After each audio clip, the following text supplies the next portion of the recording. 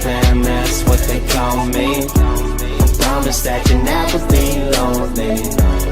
Be the fam, that's what they call me.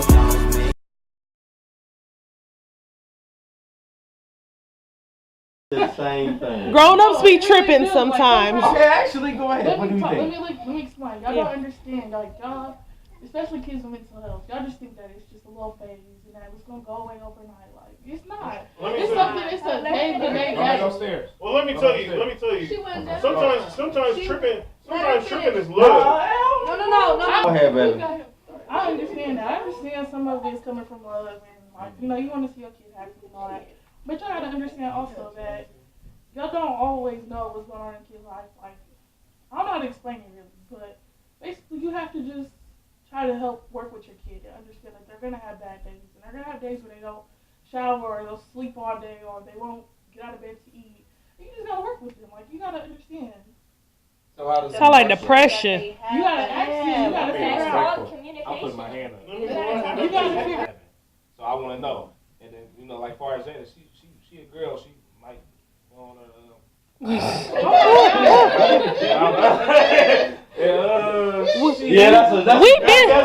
totally different thing. Yeah. We've been through it before. That basically, we've been through what you've been through. We felt how you felt. Yeah. We felt like the mama didn't know, but we knew because they went through it. Yeah. We went through it. Just like what she said though, the parents understand. No, they understand because like they done been through the same thing you done been through. We know it's a phase. Something that you haven't been through though. Like if you have never dealt with depression, you won't know what it's like day to day. You won't know what it's like. Yeah, but if it's I dealt with depression. I think most people kind of have. Most. I don't. Depression It's levels to it. It's definitely completely different from our generation. Yeah. What we consider depression is honestly different from a lot of people nowadays is depressed because of what we talked about earlier, comparing people to their success, like, Comparing their looks and all this, and like honestly, depression, even though it's a real thing, is becoming the subjects on depression are very minor. It can be something as simple as just, dang, I wish I looked like that person. Yep. I wish I had that success like that person. I wish I had this. Definitely. Materialistic stuff. I don't even know if we want to ask you. But that's what a lot of this generational depression is down to. Like, I'm gonna just be honest with you. Some parents can't necessarily cope or comprehend with what you're going through if they haven't experienced it. You have to understand, like, because the parents are from a different generation or whatever, and they always been taught to just go hard regardless. We from an era of also to necessarily be depressed because we was already paying bills when we was your age. Right. So we didn't have time to be depressed because we would fall the fuck off. Right. And we didn't have time to fall the fuck off. We was already on our grind. We was already having to find a place to live when we was 16. Yep. We was trying to get out at 14 years old. Nowadays it's switched to where we supposed to keep our kids in the house till 25 years old. But with us, oh no, but with us though, we was out here. I had an apartment. Feel more depressed, or how we're telling you that you have everything going for you, but it doesn't matter because you have to feel it for yourself. We don't think about that. We're just thinking about our kids. We want it better. We want our kids to be happy. We're happy. We want to, you know what I'm saying? We just want all of that. So there's no way that we would ever be able to understand unless we went through that. I never did. Just that. never take your dad for granted and be glad that you got a dad I that always give a think fuck. about it like when my kids will not give a fuck. What if you really want to do it? You know what I'm saying? Like, she would do that, but she didn't realize I am diagnosed with depression and anxiety. You know what I'm saying? And I literally had, and the problem was, I couldn't go to my mom and talk to her because she would shut me off and say certain things like that. So when I was going through my phases, especially at school, I was bullied through my whole years. And I worked my ass off, prior to counselor, and graduated just to get out of that damn school. Not just, based on peer pressure and me always comparing myself to the other, girls and the popular kids and everything like that. It was literally like I felt different. I felt sick all the time. I felt weak. I felt like I wasn't good enough, or I was always lacking behind in class because I was always in the hospital. I felt just under everybody. And I would go home and I would just cry about it, and I would, do certain things to hurt myself and just get over and done with. But as I got older, older, and you know, I kept it inside, but I'm an open individual. I was able to vent to certain people like I trust, like my homegirls and everything. And they were more understanding, and they were able to help me and be like, you know, maybe you should get this checked out. And that's when I started talking to my doctor. It's your turn. I think it boils down to the maturity level when it comes to communication and trust in a relationship. And what I mean by that is just like, I can see what you saying, but I can see what you saying, which is like two separate things. She said, I feel like, you know, when you have a female friend, that's our female friend, but he doesn't feel the same. And I can sense both sides. But at the same time, it's just like, okay, if you communicate and trust, like, for example, I can trust, like, I feel like I'm mature enough and to trust a male, period. Like, if I'm with this person, if I trust you, that it is what it is. You go have your female friend. At the same time, if that female friend came off disrespectful, I trust you to come to me, let me know, hey, this is what's up. Yeah. Like, communication and trust is just, I feel like it's just the two main things when it comes to that situation. Like, you can trust your, like, you will want to be able to trust your man or woman, vice versa, to go out and just have fun being around other females or males. And, but, however, just come back to communicate with you if something wasn't. Do you have a best friend of the opposite sex? I do, yes. He happened to be gay, but oh, see. do you have a look? Who in here has a straight best friend of the opposite sex? Best friend. I do.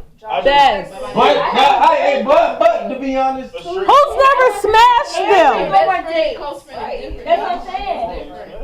Okay, I smashed. They put them down.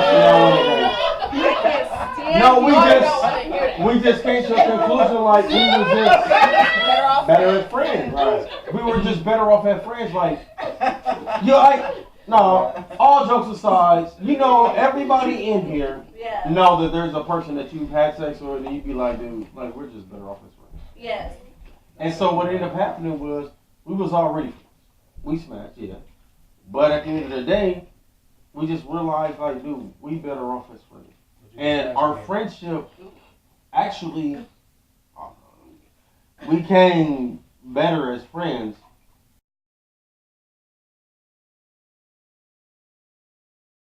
Again. Okay, so my question is, as a guy, how do you feel, a single guy, dating somebody that has 6 kids? Going on the circle, start with you. Hold on, first off, It's a hell no for me. Answer. In the future, you gotta think about it in the future. If I can't have kids, then I'm gonna want to be with somebody that obviously has kids already, able to have kids because they're giving me something that I can't have. Yes, come on, answer. I didn't even think about that one. Because I was like, hell no. But if I can't have kids, it's something with Jesus said, something no. Why you got 6 kids? That's the issue. Like, you got 6 kids, that means either you, you leave it, Mama? Right. No. Okay, let's go with the next. Answer the question, bro. My guy, you got a question? Answer the question.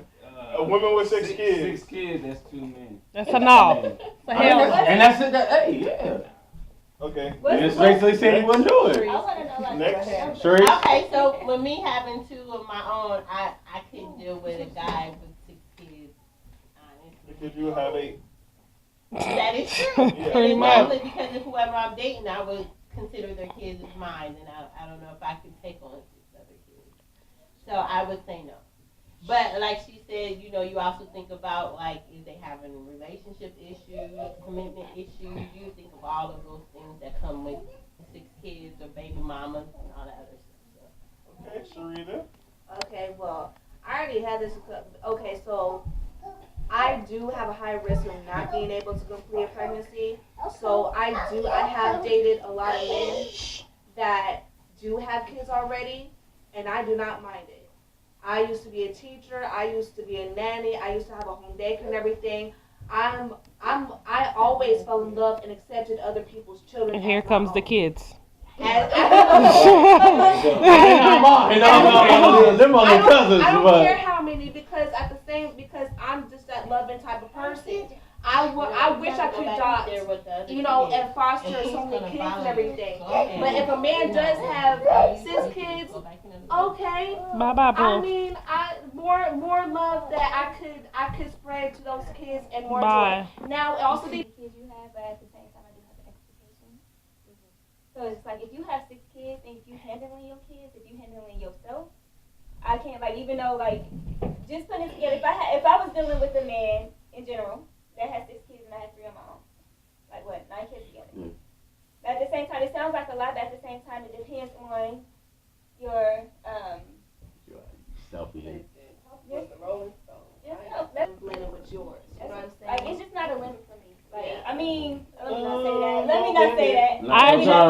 Not your turn. Hi, Jamia. I mean, at the same time, it's just like whatever. If it's there, if it's a connection there, and I feel like I can handle your 6 kids, and you can handle my 3, we can handle our 9. Yeah. We gonna make it work regardless. I like that. I like that too. Go ahead, sweetheart. All right. No, period. Like, Come through, no. Fuck her. You with me? We passed her. Go ahead. Go. Politically wrong. Honestly, it's cool. 6 kids, I need to know what you done been through. Why are you not with any of their mothers? Like, Come through. But how we Come But through. why do you have to have a rundown? Because obviously I'm not with them, and if I'm fucking you, It's too much. It's a lot of baggage. I need to know what's up. Like, Okay. it's clearly a problem with okay, you. so this was a problem with them and not a problem with you, Well, but we don't have to communicate, but still you have 6 kids and I have none. It's a problem. No, I'm sorry. Yes. But I'll get you on with my homegirl who will appreciate it. Oh, that's go ahead, friend. Yeah, it's a no for me too. Okay. I'm right. That's why I'm not in a relationship now, is because to be honest with y'all, I don't even want to talk to anybody that has 1 kid. So You don't even want to talk to big mama. Juice, it ain't your turn yet. I can't stand it. I'm just playing. I'll be in. I really Okay, nah, you done, Miss You can't Lady. keep skipping My people. ex-husband had 6 kids. Oh. We had 8 kids, and then we had 2 together, so that's 6 stepkids. If I had to do it again, I won't. Only because the relationship I had and those bond I had with those kids, it left when we got divorced. Those kids. No, I'm just playing. Anyways, a woman with 6 kids. Fuck no. 6 kids, god dude. Nigga, hey. But nigga, if you have 6 Well, kids is you on. recording this? Hey, but guess what?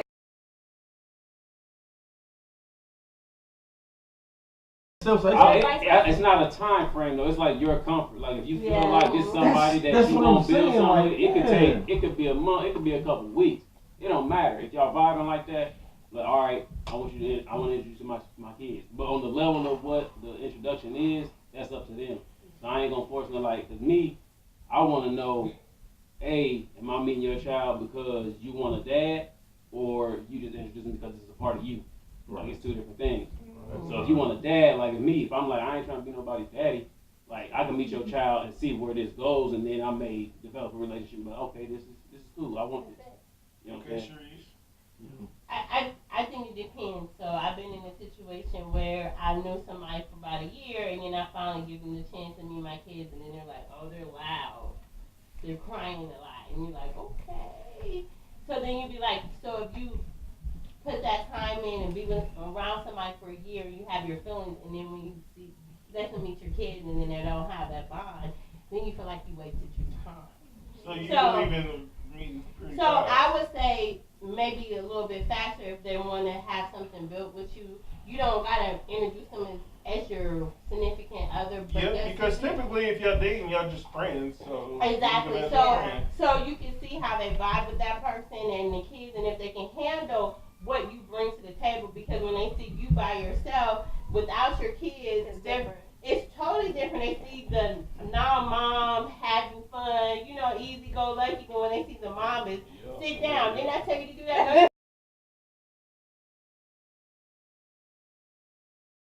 Yes. Everybody got an answer. Yes, I got one by back and back. Okay. No, I don't. Y'all are my cousins. I'm not even talking about what my kids ask. I'm talking about not being friends with them motherfuckers. Motherfuckers gotta realize we the motherfucking adults. Like, whooping you, straighten them up. But there is a way there is physical abuse. The reason why we're because that's not that voice.